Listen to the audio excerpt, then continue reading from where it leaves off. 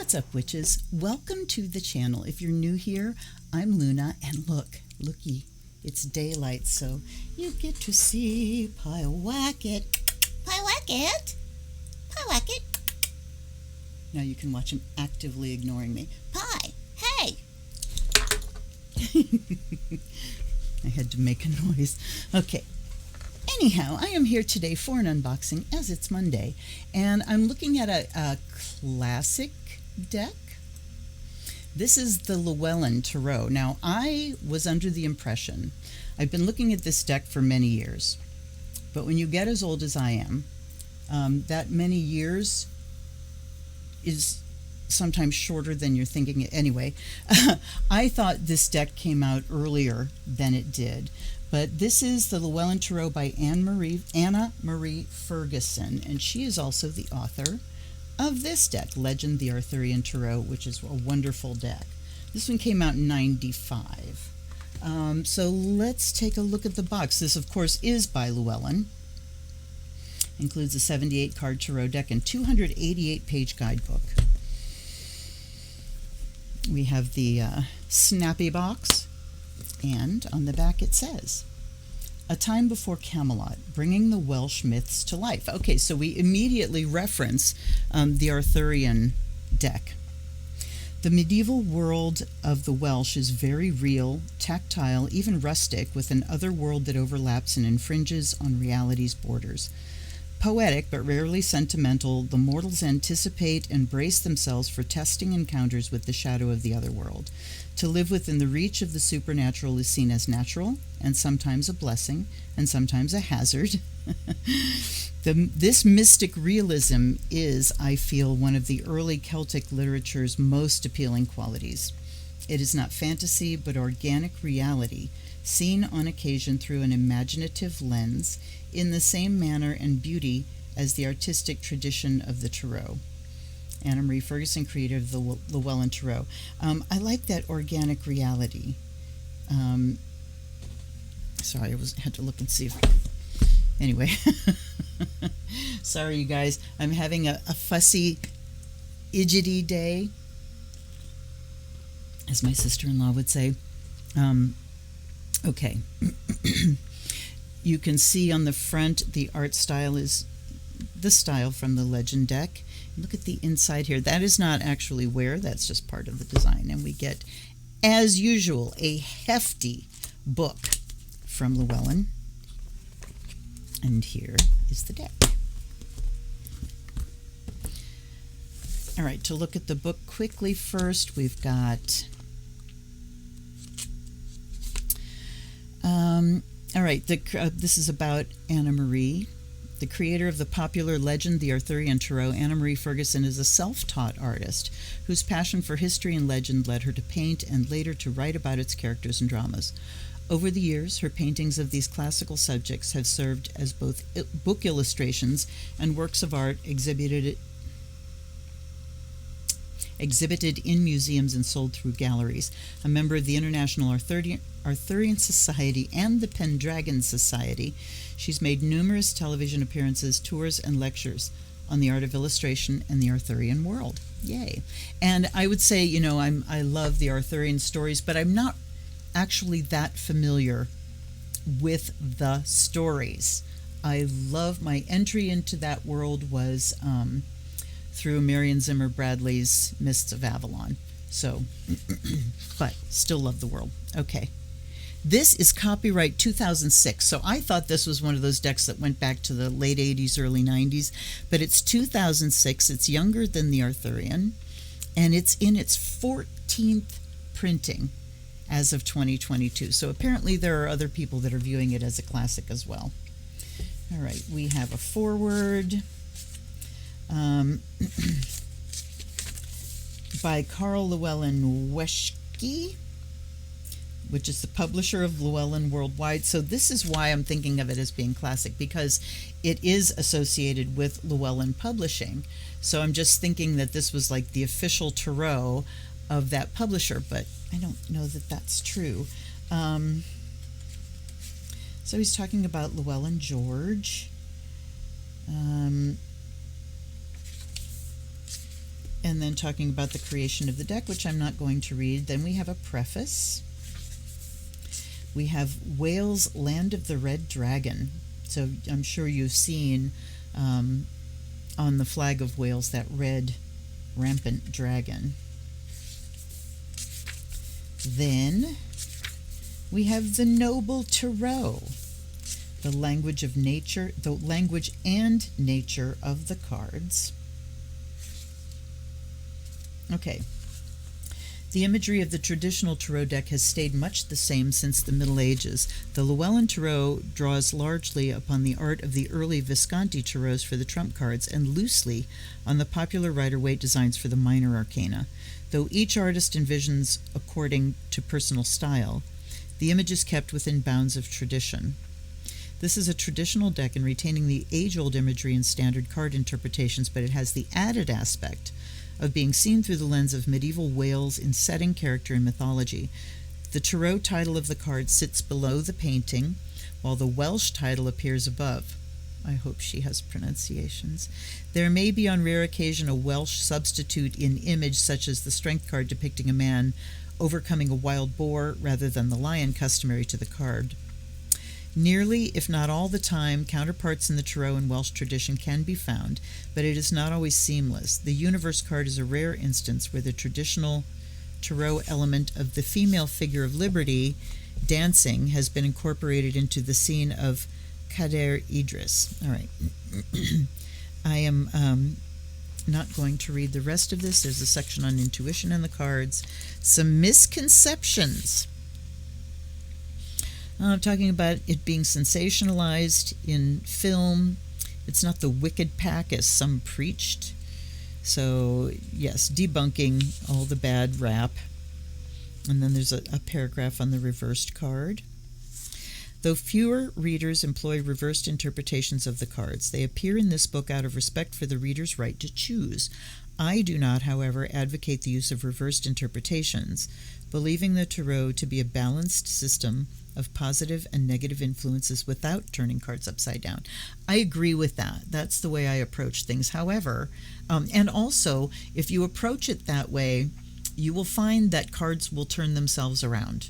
If they want to be turned around, they will turn themselves around, and then they become very significant. Reverse cards are by their nature aberrations, lacking the full-bodied message of the upright position and generally making for an unnecessarily vague, gloomy, disjointed reading. I agree. Talking about shuffling and laying out, there's a Celtic cross. So again, if you purchase a deck and you are used to using the Celtic cross, try it first with going by the book's pattern, because sometimes Celtic crosses are laid out differently. You know, they can be laid out in different order, and sometimes the categories are slightly different in their description, and that can have everything to do with how well the deck reads. So try that, particularly if you find the one you're used to isn't quite working. The horseshoe spread, interesting. I know another horseshoe spread. This one goes under. I know one that is 7 cards this way. This one looks different, but that might be one that we try. Then we just go into interpretations of the major, and we don't have color images. We have smaller black and white images, and we see so the cards are named Lady of the Fountain. So we have like Justice, there's a description, and then there's a story. And then we have upright and reverse. So for the majors, at least, we've got a tale to go with each one. And then with the minors, we just have the upright and reversed. Very interesting because, oh, looky. Oh, no. Well, she has a glossary for all the Welsh names. What she doesn't have Yes, she does. Pronunciation key. Because Welsh is one of those languages that has too many consonants. All right, so, Bendigeidfran. Yes, so we won't go there, but know that we have a pronunciation guide. So much appreciated with Welsh and with Gaelic. Sorry. Belly up to the table. The backs are quite simple, and they are directional. Let me show you. Okay, the backs are directional because there's a little dragon in here, so you would be able to tell if they're upright or reversed, but you'd really have to look. So neither here nor there. The deck itself is a nice size, easy to get my hand around, and the cardstock seems to be sensible cardstock. Thank you, Llewellyn. All right. I am going to take a stab at some of the Welsh names, but I'm not going to look them up, and I'm not going to stress about it. We're going to go with the standard tarot. If you purchase this deck, then you can dive deep into the Welsh here. Here's the Fool. It says Peridor. So you see him on a horse this time, leaping over this waterfall and chasm, and the little dog is leaping with him. So, that leap, is he going to make it to the other side? But that's very different from the Fool. It's very purposeful, forging forward, and so you can almost literally say he's taking a leap of faith, that he has faith that he's going to land, and a lot that you can draw from that. Here's Gwydion the Magician. I love the images. They're very detailed. They're rich. They're really dimensional. Look at just the perspective we have here, the viewpoint we've got, rather than just straight on and flat. You see the dimensions. Come on, pop in. Oh, it's only flower. There we go. So you see the title, the Welsh, and then down here. I wonder if I should bring you in a little bit closer. So you see what we're familiar with. If you didn't see this title, you would know that's the Magician. He's standing in front of an altar. He's got the tools. We can see the edge of the dish, the cup, the sword. He's holding the wand. Familiar, and yet things added. Here's the Priestess, Caradwyn. I love the greenness. There's a spider web over her head. There's, not really the two columns. I mean, we see those trees, so we are definitely departing. We've got kind of a cauldron here and a pool. And the crescent on her head. I love the she talked about nature and, the organic nature of this deck, and you can see it right away. Everything is very green. Everything is set within nature, not outside of it. So right there is another wonderful layer added to the standard. Here we have the Empress, Rhiannon. She has a shield here with looks like cranes. Those almost look like vultures in the back. I don't know. And here, there's the Uffington horse, which is pretty cool. Then we have the Emperor, Bran the Blessed. And again, we see the Emperor in familiar surroundings. There's no ram's head. It looks like he's got kind of a dragon on his shield. But you see him again from that 3/4.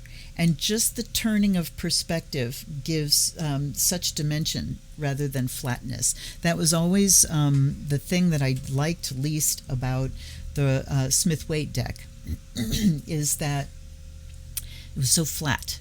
The colors were flat. The images were flat. There was no depth of field, and just that turning to the 3/4 adds a lot, plus the art style. Here's Taliesin, the Hierophant. So I'm not having any trouble with these names so far. You know what that means. Here comes one. So he's sitting there. There's his harp. That's a beautiful image. The Dream of Maxen Wledig. Wledig? It's the lovers. It's a beautiful image. Look at, there's the angel on the tapestry behind them, the curtain behind them. And we do have the familiar things where the man is looking towards the woman. He's kind of got his head nestled in her neck, and she is looking up to the angel. So again, she's retained important elements. Oh, here we go. The chariot is Manawyddan.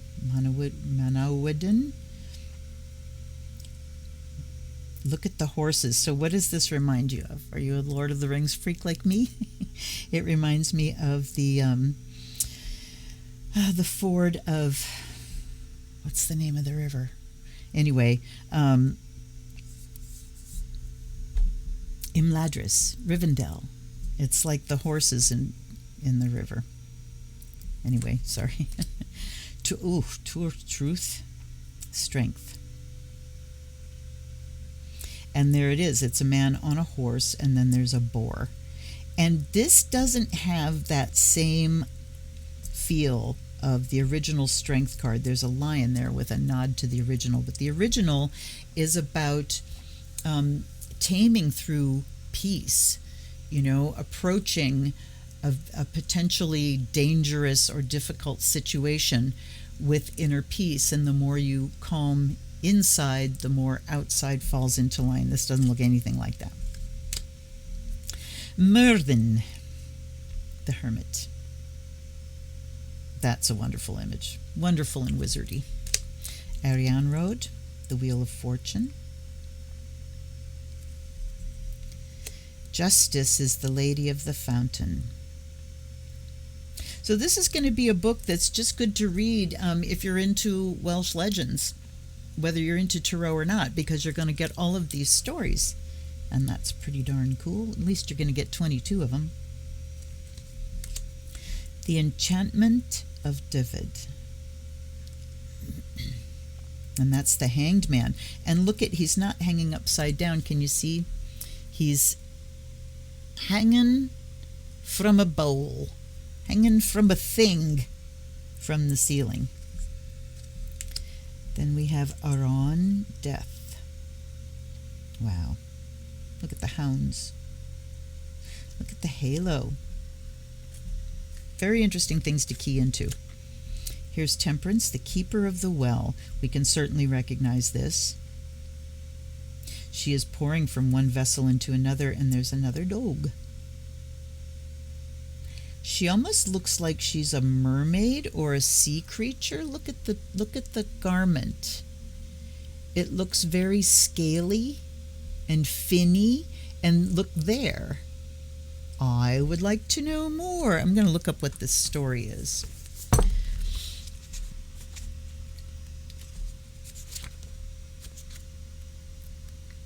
Okay.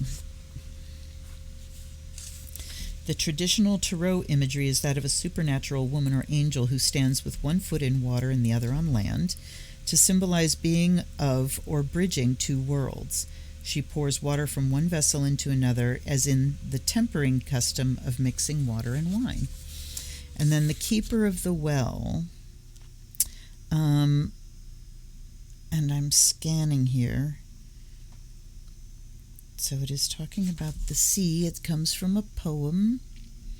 I'm not going to find this out by just scanning, sorry. Anyhow, very interesting. The Wild Herdsman is the horned one, so this is the devil card. And in Welsh mythology, there is no devil. The horned one is one of the gods, and he's got what looks like a wolf at his heels there. Bala Lake, the tower. That's very familiar. The star is Bronwyn. And we see her with around a circle of stones. And then we see, looking at this again, sorry I got pulled back.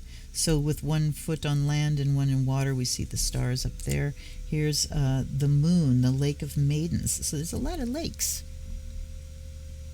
We see the owl, we see fish here, but we don't have the usual, the columns and the crayfish and the dog and the wolf. And then here's the sun, and here we see what she's done with color. There's a definite difference. I mean, just from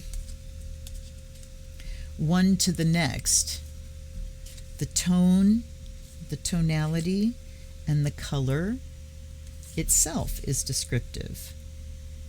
You know? Beautiful work. This is Llewellyn. I think that's how you pronounce it. The sun. It's like Lou of the long arm, I believe. Here's Judgment, and it's called The Sleepers. Like somebody going down into a tomb. That's great. Then we have the universe, Kader Idris. So again, do you see her?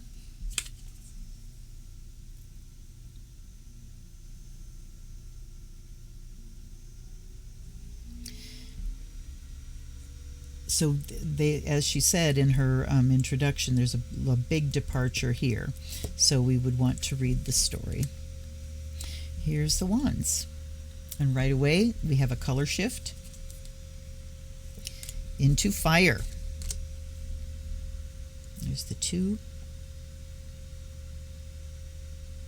This stance, this holding of the globe, and the fact that it's a woman, it really has this idea of strength and being in charge. Look what I have, you know.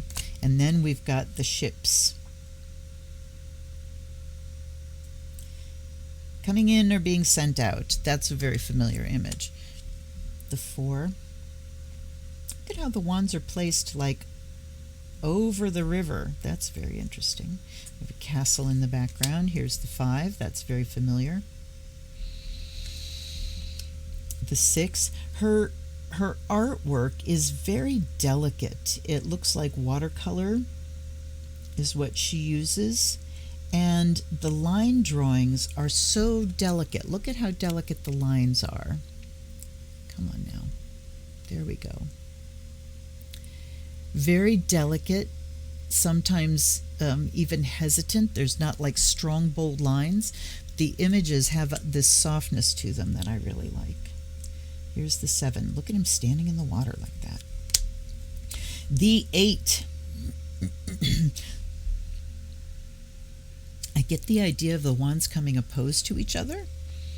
Usually they all look like they're heading in the same direction, but these look like they're heading towards each other. I'm going to take a peek. Okay. We just go straight into the meanings with the minors. Opportunity, swift response, thinking on one's feet, opening, adventure, chance to make great progress if one has the courage and wits to act quickly. So it does not mention that, but you know, even when you have a deck that does deviate from standard images and add a little bit, something like this brings another layer to me that I can key into intuitively, whether it's mentioned in the book or not. So this is where the throw away the book thing comes in. Although don't ever throw away the books. Tuck them away. Don't throw them away. But this, I would talk about conflict. And we have these stags down here. You know? So, I mean, I don't know. Anyhow, here's the 9. Very traditional, and so is the 10. Now we have the courts, Page of Wands. We don't have names for the courts, which kind of surprises me. I thought she might add them. Let me see if she says anything in the book. Nope, arrival of a positive phase, good news brought by a cheerful friend or ally. But there is no naming of these cards. There's the Page. There's the Knight.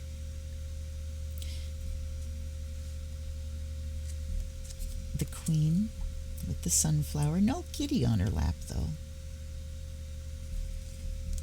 and the king. The Hanson Roberts has a kitty on her lap. I don't even know if the Waite Smith does. And here are the swords. So again, we see with color palette how we change from fiery to air. We see the clouds.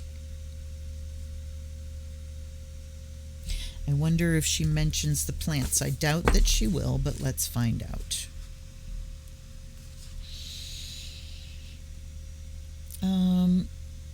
Discriminating but cutting through and free of the briar, cutting ties. She does not mention, and I kind of wish she did. So we've got these two plants, and it's not mentioned, and there's a very short introduction to each suit, but it's not mentioned there either. And I wonder, I will be definitely going in and reading through to see if she mentions these things, because I don't recognize these plants. I was thinking, one had to be holly, but those aren't holly leaves, and they look very specific. I would like to know. Here's the Two of Swords. We do have the blindfold, but on her feet there's the three. So we don't have a heart, but we have someone who's definitely looking crumpled and sad. And here's the Four of Swords. Look at this tree in the background. Wow.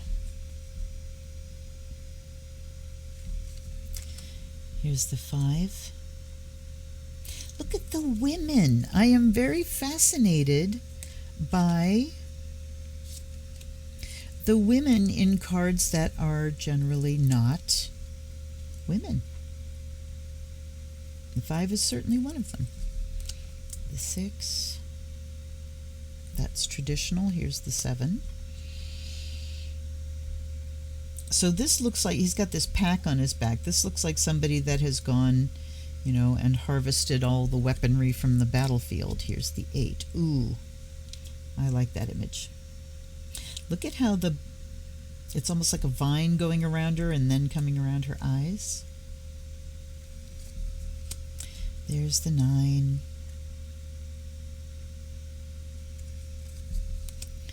And the 10. Again, women. Here's the Page. He has a message. He's got a scroll in his hand. The Knight, there we go. There's the action I'm looking for. The Queen. And the King.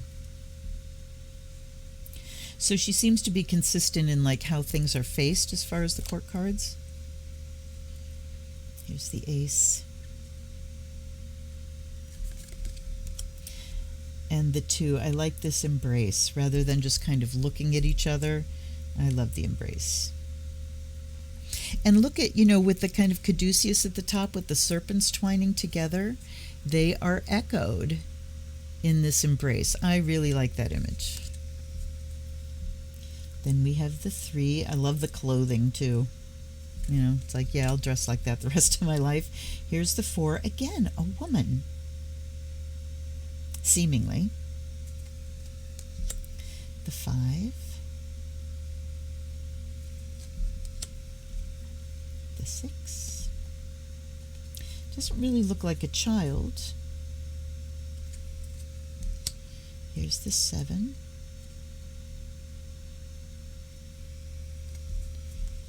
And the Eight. I love that image. The Nine, even when the images are very familiar, just her interpretation of them is beautiful. Again, a woman. Look at the Bee. I love that. And the 10. Look at them embracing. Interestingly, the 10 of... No, I think it's the 10 of Pentacles. Never mind. The 10 of Cups, definitely the happy family card. Look at the rainbow in the cottage, and it looks like they're fishing, and everything is green and lovely. And we have the Page with the fish leaping out of the cup. Here's the Knight coming out of the sea. The Queen and the King. See, now I want to go side by side because I'm trying to remember in the Smith-Waite, how things are facing. It's the Ace of Pentacles, poppies, and the 2. Look at the foxtail. How interesting. Is that supposed to be like his tail? And look at, the ships being tossed. So this card has always brought to me the idea of a juggling of resources. Keeping, how many things can you keep in the air at once, and the emotional with the tossed ships on these rough seas in the background. It can talk about the emotion that comes along with that rocking and rolling of resources. 3 of Pentacles, and there's a web again. She's mending or sewing. So we don't have, 3 people collaborating. There's just a woman sewing. There's the 4. And the 5, both of those very familiar and beautiful. Here's the 6. The giving and receiving. 7 of Pentacles. That's a little different. He's looking up at the harvest, so going, hey, look at what we managed to grow, rather than the guy leaning on the hoe and looking exhausted. Then we have the 8 of Pentacles. All the robins. The 9. She is in her garden, and here's the 10. The 10 in Rider-Waite has, I think it was in Rachel Pollack's 78 Degrees of Wisdom book, where she talks about in the Waite-Smith deck how nobody's connecting with each other. People are all kind of looking off in different places or in their own world in the 10 of Pentacles, rather than like the 10 of Cups where they're truly connecting with each other. I don't see that there. Here's the Page of Pentacles, the Wheat, the Knight, the Queen, and the King.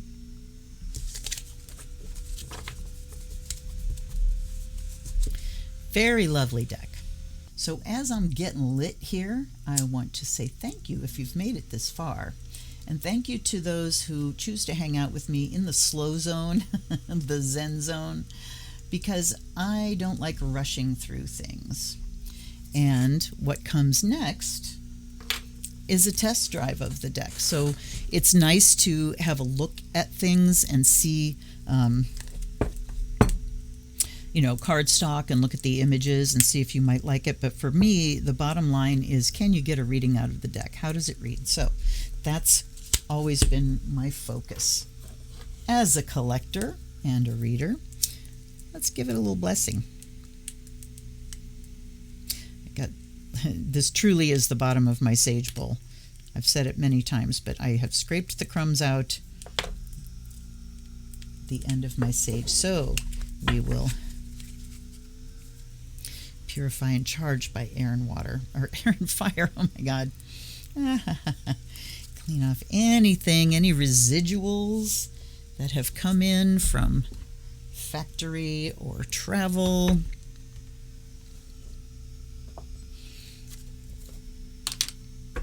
And then we bless with water and earth. May you be blessed and made whole. And then we will bring spirit in with the sound of the bell.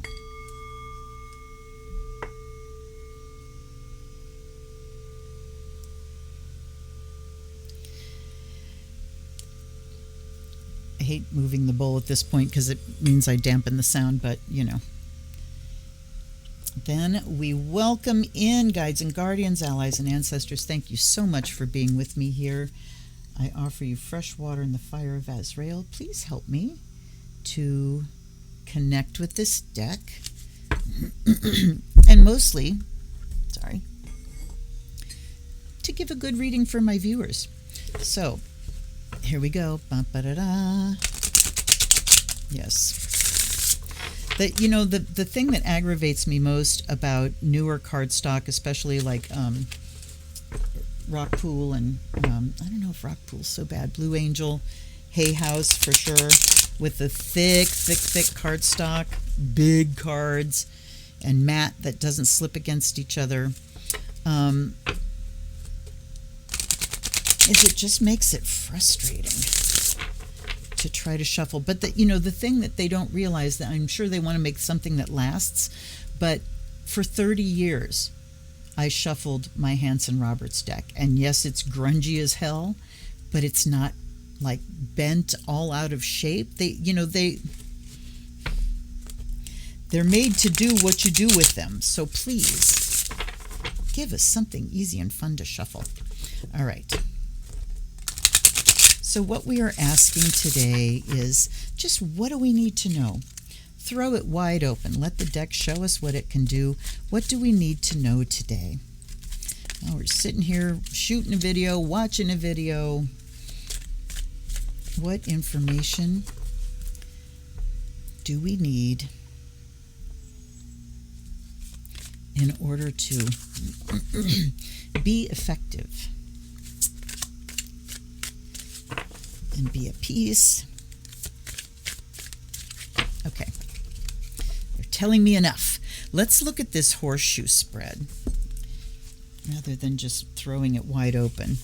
All right, so we have, there is a significator, and I'm not going to pick a significator card because this is for all of us. So it's a card to represent the querent, and, I'm just not going to pick one. So we have number 1 is past conditions.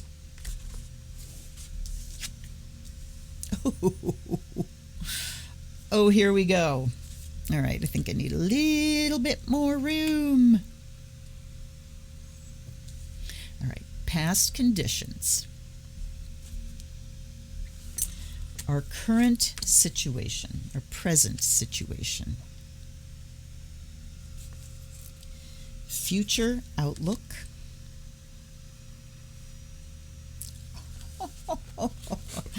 Number 4 is best approach to the situation. Then we have the attributes of others surrounding us. We have challenges to be faced. And then we have the final outcome. Holy moly. Now you saw me shuffle, and the riffle shuffles were good mixes, and then I did a lot of cut shuffling too. So I think we have a good shuffle. But let's see. Now I am going to take this intuitively right off the bat, and then we will go to the book. So, sorry, I have to fuss and get things straight. So we can visually rest. All right, okay.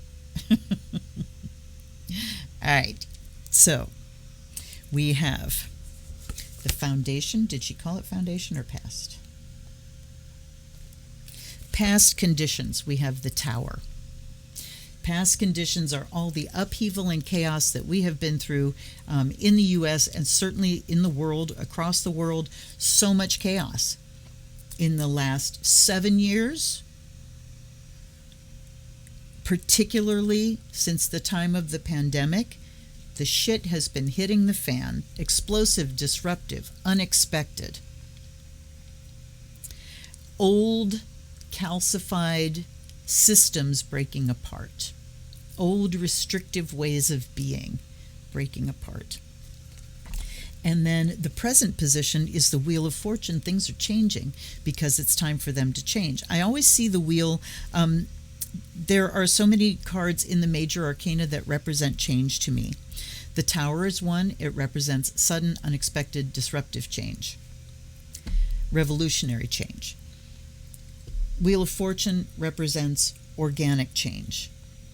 Kind of expected change, like the seasons change. It can also talk about a change of fortune, a change of luck, but I've never really looked at the Wheel of Fortune as luck. So in this, it says that it is time for things to change. We have been through a phase of chaos, and now things are changing. Our fortune is changing. So we can apply both of those meanings. Then we have the future outlook is the Nine of Cups. What do you want it to be? The Wish card. What is it you would like the future to look like? So this is where we sit and go, okay, our fortunes are changing. The Nine of Cups is the Wish card. Talk about good luck coming from this into this. And then the best approach to the situation is the Priestess. How do we take advantage of the fact that things are changing and take advantage of Nine of Cups saying, what do we wish the future to be? And we start working our magic. We connect with spirit, we connect with our deep wisdom, and we start to work the magic. Then the attributes of others surrounding the querent. Now, I'm not sure. Well, let's just read it as it is. Seven of Pentacles talks about someone who works hard, someone who has planted seeds, someone who is reaping those. It can also talk about assessment and review, kind of, checking in on things. How are things growing? Is it growing the way I want it to? Do I need to make any adjustments on a practical level? So attributes surrounding are, I think those that are working for us. Okay, attributes of others surrounding. I'm trying to even do this on a personal level. I'm not sure I really like that category. The attitude of others. I would just say that things are being assessed, things are being looked at. There are those around you that are willing to make adjustments and work so that, something new is grown, something worthwhile. Then we have challenges to be faced, and this card talks about the giving and receiving of resources, of money. It can also talk about money that's not worked for. And what comes to my mind is the, Social Security, Medicare thing, but that's very specific. If I want to go more broadly, challenge here would be in just the sharing of resources, the need to share our resources, the challenge of supporting those who don't have resources. So the attitude around things are growing, but we are challenged to make sure that everyone has what they need. And then the 10 of Pentacles, and look at this, 7, 6, 10. I mean, clearly they got shuffled, but wow, all Pentacles on that side. Mostly majors, all Pentacles. The final outcome is the 10 of Pentacles, which to me is the stable family card. So it talks about through this process, look at, we're growing things, we're sharing things, and now we have things shored up to where there's an abundance. There are people around us. We're nurturing the young, people. We're allowing people to grow with the resources they need. So I think we really need to start, and if we look at, if you've been around for a while, especially on my lives, you know how much I've been harping about having a plan, putting together a plan, revising your plan. A plan for what? A plan for if and when the shit hits the fan. Because if the pandemic has taught us anything, it's that we can expect the unexpected. Is that even in such a technologically advanced culture, we can still get swept off our feet by nature. Earthquakes, deluges, the floods in California, Australia, weather going insane. And why is it going insane? Because Mother Earth is trying to bring herself back to equilibrium. She is trying to find her balance again and trying to cool things off. So we've got blizzards in Los Angeles. So here, coming out this side, it's like, okay, we tap into the magic, but then we have to get really practical. We have to assess how things are growing, and with others, we have to sit down with our family and say, where are we at? Assess our resources. We've got to make sure everybody's going to get what they need, and then ultimately we have to execute a plan. We have to store what we need to store. We've got to set up our go bags and our emergency kits for stuff like that so that things can be stable. All right, now, I spent an awful long time on the intuitive part. Let's just hit the book. Come on. Ron, that's death.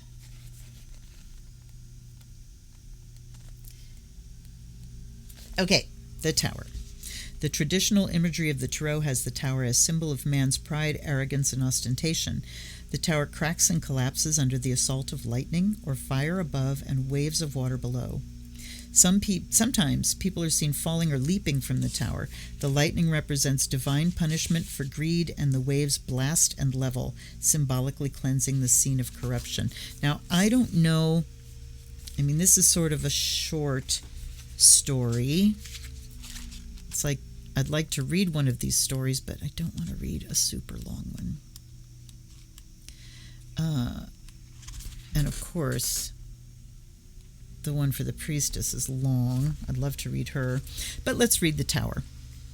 One of the favorite themes in Welsh legend is that of the inundation tale, in which towns and surrounding lands are drowned by the sea, or a well which has been neglected or offended. See also the Temperance card. The tale of Llyn Tegid or Bala Lake is a fine example, having its roots in the old tradition of a well being the cause. It is said that the townspeople forgot to cover their well one night, which rose to swallow the site, leaving a lake 3 miles long and 1 wide. On calm, bright days, chimneys are said to be seen in the depths, and bell chimes have been known to rise to the surface. The latter version of the tale belongs to the water and warnings branch of tradition, as it employs water as the instrument of destruction and punishment for greed, arrogance, pride, etc.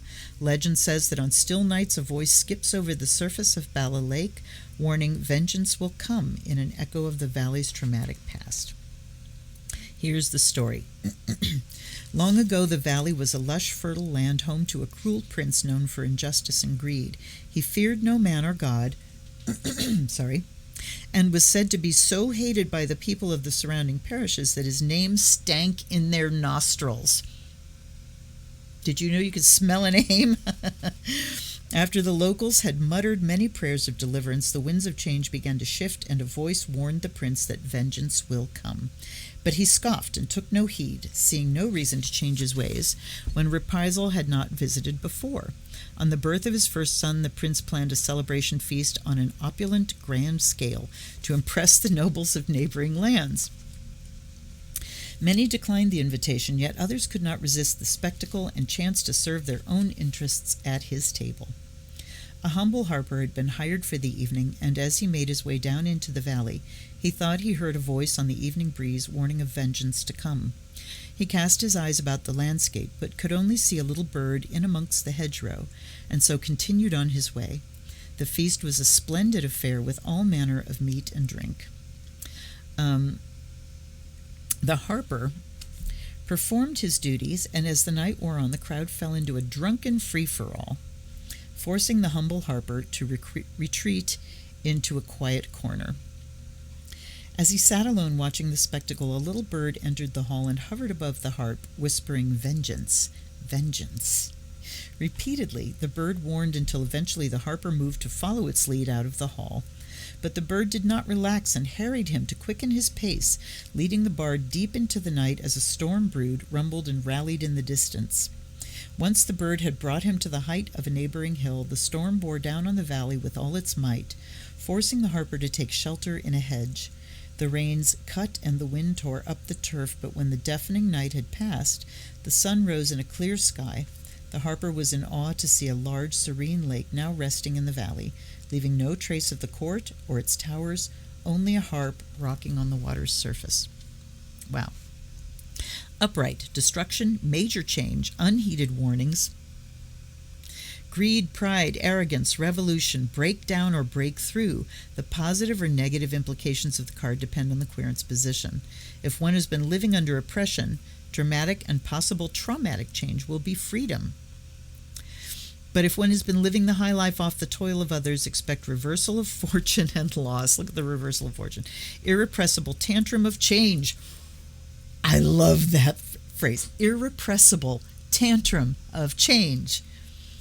Eruption. Triumph over enslaving compulsive behaviors, such as addiction or obsessive complexes. Wow. Collapse of the old system or lifestyle. Destruction of gains made by ill means. Clearing of the air, cleansing destruction, change of values. The reverse says calamity, disorganization, danger, panic, crowding, being trapped in an unhealthy lifestyle, feeling of being entombed alive but not participating in life, lack of confidence and opportunity, an atmosphere of fear and restriction so strict as to be abusive. Wow. So there are meanings in her interpretations here that add to the standard. So she says, oh, the meanings are the standard meanings. No, they go beyond.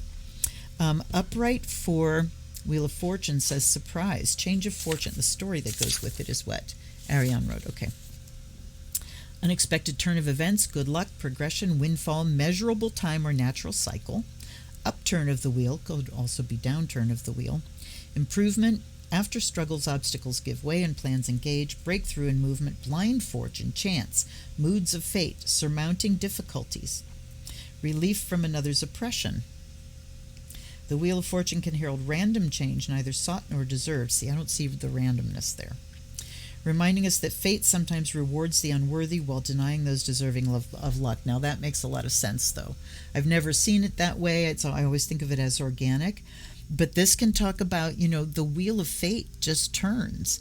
And sometimes, things befall us that we do not foresee at all. And certainly, we can look at it next to the tower as meaning that kind of unexpected change. So, you can approach the spread in so many different ways. All right. The card also carries a warning to the vain and fame seekers what went up must come down. Yes. And at times depicts the figure atop the wheel with the ears of an ass. The wheel can represent a natural shift of circumstance or phase in life, such as the change from adolescent to adult to middle age, etc. I think that ass's ears thing is more in a what's the word? The Marseille decks? I'm not sure. Anyhow, continuing, 9 of Cups. Fertile surroundings, nourishment, natural beauty, delight, romance, summer's cauldron of all good things for the heart, relief and well-being, blossoming, seduction and pleasures, gentle, inspiring surroundings and company, warm, encouraging atmosphere, luck, the feel of enchanted evenings. So now we have luck. So we've got this, unexpected change, but that it's bringing about good things, but we need to be in the position of directing it. Ooh, I like this deck. Caradwin. All right. Faith and inspiration, wisdom and insight, enlightenment, imagination, receptive state of mind, intellectual growth, leading a life close to inspirational sources, conductive artistic environment, a rich inner life. I mean, look at this. This is the basic meanings. That's not the story. There's the story. This is the basic meanings of the High Priestess card. So deep. So much to choose from. All right, onward. Because we are almost at an hour. Thank you for hanging in if you guys have. Bounty comes of patience and ingenuity, the fair and just treatment of others, growth in personal and business life, feeling of well-being, satisfaction in work, profit, a card of goodwill, the repaying of past kindness, stability and steady progress, reaping what has been sowed. Okay, so when you look at repaying of past kindness, look at this. That, around us is abundance, around us things are growing, and there is sharing of resources, and that's the best path to stability. Then we have the 6. Sharing good fortune, the resolution to a problem, receiving help, such as a timely commission. Charitable acts, relief, the settling of a debt, exchange, entitlement, rewarding someone for their effort, supporting a cause or talent you admire, balancing the scales, restitution, giving credit where deserved. And then the 10, freedom from financial concerns, prosperity, strong established family setting, protection and stability within a clan, family traditions and gatherings, having the time to enjoy the fruits of one's labors, achieving of worldly dreams, benefiting from the work of one's predecessors, gifts, inheritance, archives, celebrations, and reunions. So if I'm going back to some of those high priestess things, and if we look at this just culturally, when we get down to the bottom here, I mean, our fortune is changing for the better, but what is the foundation here is reasonability. The high priestess talks about not acting from emotion, talks about acting from discernment and deep wisdom, the ability to see a situation at the deepest level and then act in a very considered way. But we've got to share our resources. We have to turn things around to understand that there's plenty for everyone. We have to support those that need it, and then we will have, when the water lifts, all boats rise at the same time, right? So we really need to spread the wealth so that everyone prospers. When those at the bottom of the financial ladder are helped, every penny they receive gets spent. It goes back into the economy, and everything can flourish. Damn, okay, I want one more for significator. Look at this 5 of Pentacles. So the Pentacles did seem to clump up a bit. 5 of Pentacles talks about, and if I look at this as like our significator, which I kind of could have picked at the beginning, which would have made this card the outcome. I'm not going to question the way it came out. This can say that we are really in a poverty mindset and we need to get out of that. We're in this place where some, not all, but some are trying to cut people out, close people out in the cold rather than inviting in and sharing and supporting. So, yay, I love this deck. I will also say I wanted to get this deck a long time ago, and I couldn't find it. It was out of print for a little while, and I thought I was ordering it once, and all I got was a book. So I have 2 of these books. I'll be looking to give one away. And the book would be worth having on its own. There are plenty of stories, and you can read these wonderful in-depth meanings that are certain to add to what you know, what you have internalized beforehand. So, do I recommend? Absolutely. It's a beautiful deck. It's rich. There's a lot to be had. It certainly does read.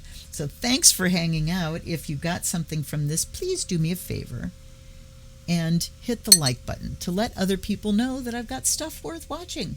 It does help. Subscribe if you haven't already, and hit the bell so you'll know when I drop content, because sometimes it can get a little unscheduled. Anyway, thank you so much for hanging out with me for a frickin' hour. I hope to see you again on another unboxing or a live stream. And wait. Come on now. We go big face at the end. And good Lord, until I see you again, you guys. This is Luna. Blessed be.